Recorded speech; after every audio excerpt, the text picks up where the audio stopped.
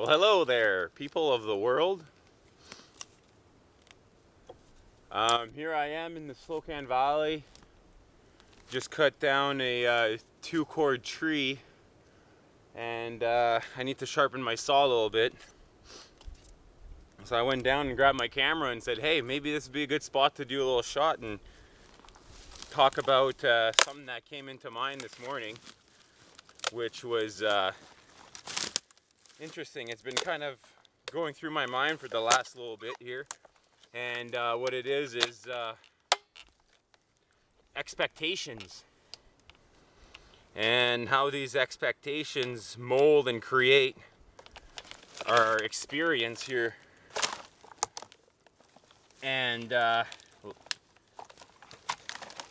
ultimately limit our possibilities of mystery and abundance flowing from places where we wouldn't usually look, because sometimes we expect usually the worst out of situation. I'm just gonna get comfortable here to sharpen my chain while I have a chat with you guys. Kind of got carried away a little bit, and I nicked the ground a few times. That's all right. We can always sharpen our chain. It's not the end of the world. Some people think it is. Not in my world.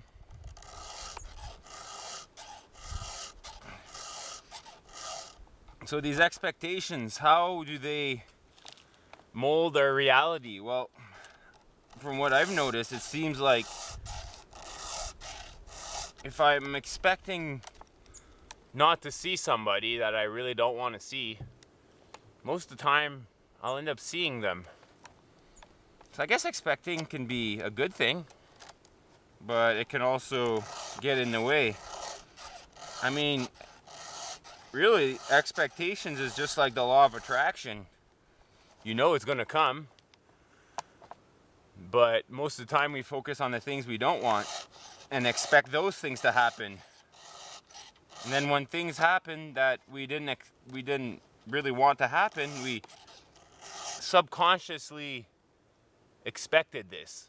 No, unconsciously suspected, unconsciously expected this to happen.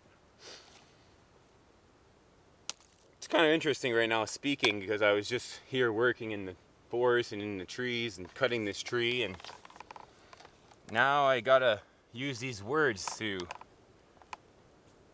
create a bridge between our experience, between my experience and your experience, which is ultimately the same experience.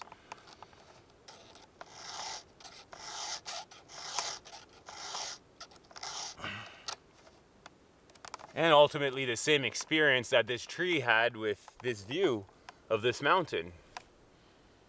To some degree, we're all of it. But I won't go there right now. I think it's important to keep things simple. I don't think, I know. Therefore I am. But the I that I am is not the I which we've been taught in school, the big capital I.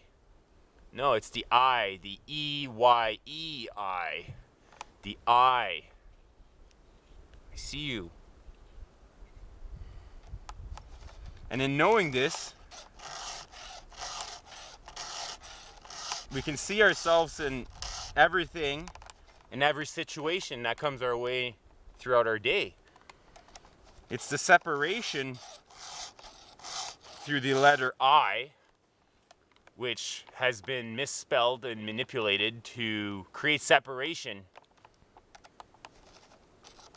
The separation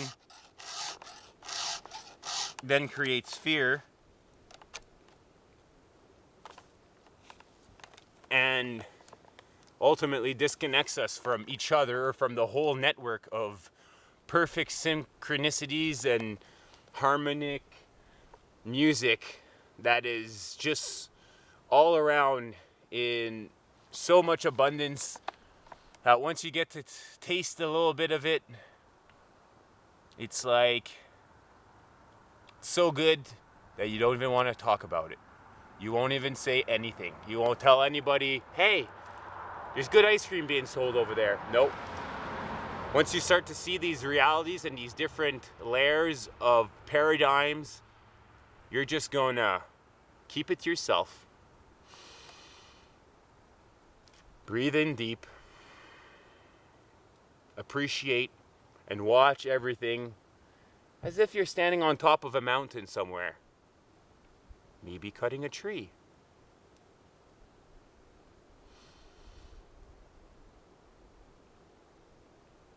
So next time you think of I, think of yourself a little differently. Or myself, excuse me. Or is there a difference?